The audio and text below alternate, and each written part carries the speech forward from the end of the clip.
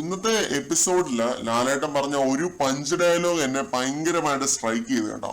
അത് ലാലേട്ടൻ പറഞ്ഞപ്പോ തന്നെ ഓഡിയൻസിന്റെ സൈഡിൽ നിന്ന് നല്ല കയ്യടിയാണ് ലാലേട്ടന് ലഭിച്ചത്. നെവിനും നല്ല രീതിയിൽ തന്നെ കൊണ്ടു കാണും. ആ രീതിയിലാണ് ലാലേട്ടൻ അത് പറഞ്ഞത്. അപ്പൊ നെവിൻ എപ്പിസോഡിന്റെ തുടക്കം മുതൽ തന്നെ പറയുന്നുണ്ട്, ഞാൻ ഡ്രസ്സൊക്കെ പാക്ക് ചെയ്ത് എപ്പോ വേണേലും ഇവിടുന്ന് പോകാൻ വേണ്ടി റെഡി ആയിട്ടായിരുന്നു നിന്നത് എന്നുള്ളൊരു കാര്യം നെവിൻ ഇങ്ങനെ ലാലേട്ടനെ പറഞ്ഞ് വിശ്വസിപ്പിക്കാൻ വേണ്ടി പറയുന്നുണ്ടായിരുന്നു. അപ്പൊ ഇതിനൊരു റിപ്ലൈ എന്നുള്ള നിലയ്ക്ക് ലാലേട്ടൻ പറയുന്നത് എന്താണെന്ന് വെച്ച് കഴിഞ്ഞാല്, നിങ്ങള് ഷാനവാസ് വീണ് കിടന്നപ്പോ അത് ഡ്രാമയാണെന്ന് പറഞ്ഞു. ഷാനവാസ് കുഴഞ്ഞു വീണപ്പോ നിങ്ങൾ ഡ്രാമയാണെന്ന് പറഞ്ഞു. നിങ്ങൾ ഈ ഡ്രസ്സ് പാക്ക് ചെയ്ത് വെക്കുന്നത്, അല്ലെങ്കിൽ ഡ്രസ്സ് പാക്ക് ചെയ്ത് വെച്ച് ഏറ്റവും നല്ല ഉടുപ്പിട്ട് നിന്നു എന്ന് പറഞ്ഞല്ലോ, അത് ഡ്രാമയാണെന്ന് ഈ പറയുന്ന അനുമോൾക്കോ അല്ലെങ്കിൽ ആദിലാനൂറയ്ക്കോ ഒക്കെ പറഞ്ഞൂടെ എന്നായിരുന്നു ലാലേട്ടന്റെ ചോദ്യം. ശരിക്കും ഇതിൽ തന്നെ നമുക്ക് ഒരുപാട് കാര്യങ്ങൾ മനസ്സിലാക്കാനായിട്ട് പറ്റും. നെവിൻ അവിടെ ക്യാമറയ്ക്ക് വേണ്ടി അല്ലെങ്കിൽ ക്യാമറ അറ്റൻഷൻ കിട്ടാൻ വേണ്ടി മാത്രം ഒരുപാട് കാര്യങ്ങൾ ചെയ്തിട്ടുണ്ട്.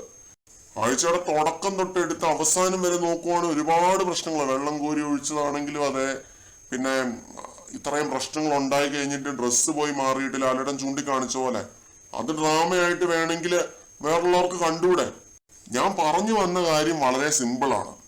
ഒരു ആക്ടർ അല്ലെങ്കിൽ ബൈ പ്രൊഫഷൻ ഒരു അഭിനേതാവായിട്ടുള്ള ഒരു വ്യക്തി കുഴഞ്ഞു വീഴുമ്പോൾ അവര് ഹെൽത്ത് പരമായിട്ടൊരു സിറ്റുവേഷനിലേക്ക് എത്തി അവർ കുഴഞ്ഞു വീഴുമ്പോൾ അത് ഡ്രാമയായിട്ട് നെവിന് കാണാം.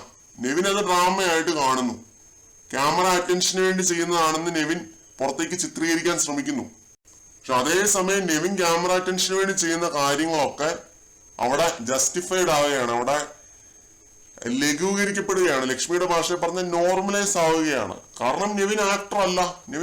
നെവിൻ ചെയ്യുമ്പോൾ ജീവിക്കുവാണ്. ഒരു ആക്ടർ ആയിട്ടുള്ള ഒരാൾ ചെയ്യുമ്പോൾ മാത്രം അത് അഭിനയമാവുന്നു, ഡ്രാമയാവുന്നു.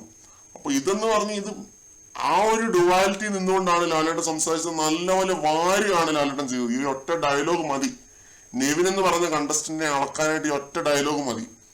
ശരിക്കും എനിക്ക് വളരെയധികം ഇഷ്ടപ്പെട്ടു ലാലേട്ടൻ പറഞ്ഞത്. ഇത് മാത്രമല്ല, ഒരുപാട് സ്ഥലത്ത് ലാലേട്ടൻ ഇങ്ങനെ തലങ്ങും വലങ്ങും കൊടുക്കുന്നുണ്ട്. അവിടെ ഉള്ള എല്ലാവർക്കും തന്നെ, അനീഷ് ഒഴികെയുള്ള ബാക്കി എല്ലാവർക്കും, ആദില, നൂറ, അനുമോൾ, ഇവര് 3 പേരും ഇത്ര പെർഫെക്റ്റ് ആണ്, പുണ്യവതികളാണെന്നൊന്നും ഞാൻ പറയുന്നില്ല. എനിക്ക് അങ്ങനെയുള്ള അവകാശവാദവും ഇല്ല. പക്ഷെ ഞാൻ പറഞ്ഞ തെറ്റുകളുടെ ഒരു തൂക്കം എടുത്ത് നോക്കിക്കഴിഞ്ഞാൽ അക്ബർ, നെവിൻ, ആര്യൻ അവരുടെ ആ ഒരു ഗ്രൂപ്പ് കമ്പൈൻഡ് ആയിട്ട് ചെയ്ത തെറ്റുകൾ കുറച്ച് കൂടുതലാണ്. ഓവറായിട്ട് എനിക്ക് ഫീൽ ചെയ്തു. 3 പേരും നല്ല ഓവറായിട്ടാണ് ഫീൽ ചെയ്തത്. എന്തായാലും ഇതൊക്കെയാണ് സംഭവങ്ങള്. ലാലേട്ടൻ എന്നിട്ട് ചോദിക്കുന്നുണ്ട്, എന്തുകൊണ്ട് നിങ്ങൾ അത്രയും അഗ്രസീവായി, എന്താണ് നിങ്ങളുടെ പ്രശ്നം? നെവിൻ പറയുന്ന അന്നപ്പത്തെ സാഹചര്യത്തിൽ സംഭവിച്ചു പോയതാണ്, അന്നപ്പത്തെ ഒരു ഇത് കാരണം സംഭവിച്ചു പോയതാണ്, ഇന്റൻഷണൽ ആയിട്ട് ചെയ്തതല്ല എന്നൊക്കെ നെവിൻ പറയുന്നുണ്ട്.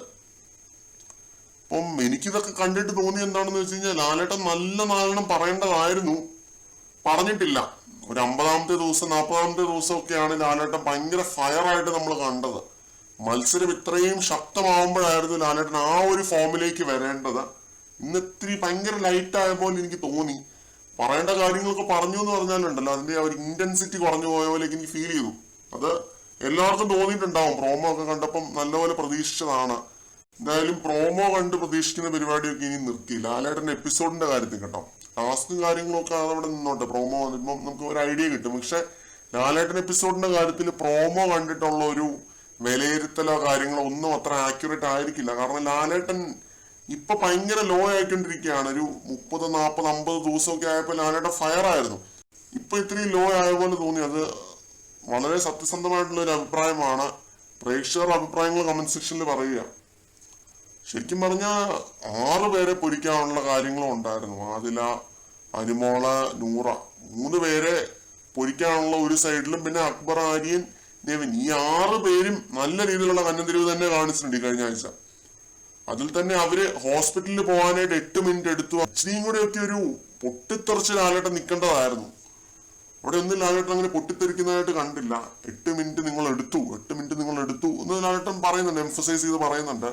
പക്ഷെ ആ 8 മിനിറ്റ് എടുത്തു എന്നുള്ള അതിന്റെ ആ ഒരു ഭീകരതയോ കാര്യങ്ങളോ ഒന്നും നല്ലപോലെ എക്സ്പ്ലെയിൻ ചെയ്തത് പൊട്ടിത്തെറിക്കുന്നതായിട്ട് കണ്ടില്ല. അതേപോലെ ഇത്രയൊക്കെയാണ് പറയാനുള്ളത്. എനിക്ക് ഒരു സാറ്റിസ്ഫാക്ടറി എപ്പിസോഡ് ആയിരുന്നു എന്ന് ചോദിച്ചു കഴിഞ്ഞാൽ അല്ല എന്നൊക്കെ വേണമെങ്കിൽ പറയാം. ചോദിക്കേണ്ട കാര്യങ്ങളൊക്കെ ചോദിച്ചുവെങ്കിലും ഒരു രസമുള്ളതായിട്ട് ഫീൽ ചെയ്തില്ല കേട്ടോ. കഴിഞ്ഞ ആഴ്ച അത്രയും വിവാദകരമായ ഒരാഴ്ചയായിരുന്നു. തീയായിരുന്നു കഴിഞ്ഞ ആഴ്ച, തീയായിരുന്നു ശരിക്കും. ഈ സീസണിൽ ഏറ്റവും ഹൈ തന്ന മൊമെന്റുകളുള്ള ആഴ്ചയായിരുന്നു എല്ലാ രീതിയും. ഷോക്ക് വാല്യൂ എടുത്താൽ അത്, ചിരിക്കാനുള്ളതുണ്ടായിരുന്നു, ത്രില്ലിംഗ് മൊമെന്റ്സ് ഉണ്ടായിരുന്നു, ഞെട്ടിപ്പിച്ച് ജോ ഡ്രോപ്പിംഗ് ആയിട്ടുള്ള സാധനങ്ങൾ ഉണ്ടായിരുന്നു, എല്ലാം ഉണ്ടായിരുന്ന ഒരാഴ്ചയായിരുന്നു. സിനിമാറ്റിക് ആയിരുന്നു എന്നൊക്കെ വേണമെങ്കിൽ പറയാം. എന്നിട്ട് ലാലേട്ടൻ വന്ന് നിന്നിട്ട് ഇങ്ങനെ എന്താ മോനെ പ്രശ്നം, എന്താണ് മോനെ പ്രശ്നം എന്നാണ് ചോദിക്കുന്നത്. എനിക്ക് പിടിച്ചില്ല, സത്യമായിട്ടും പറയുകയാണ്. കൂടുതൽ അപ്ഡേറ്റ്സുമായിട്ട് വീണ്ടും കാണാം.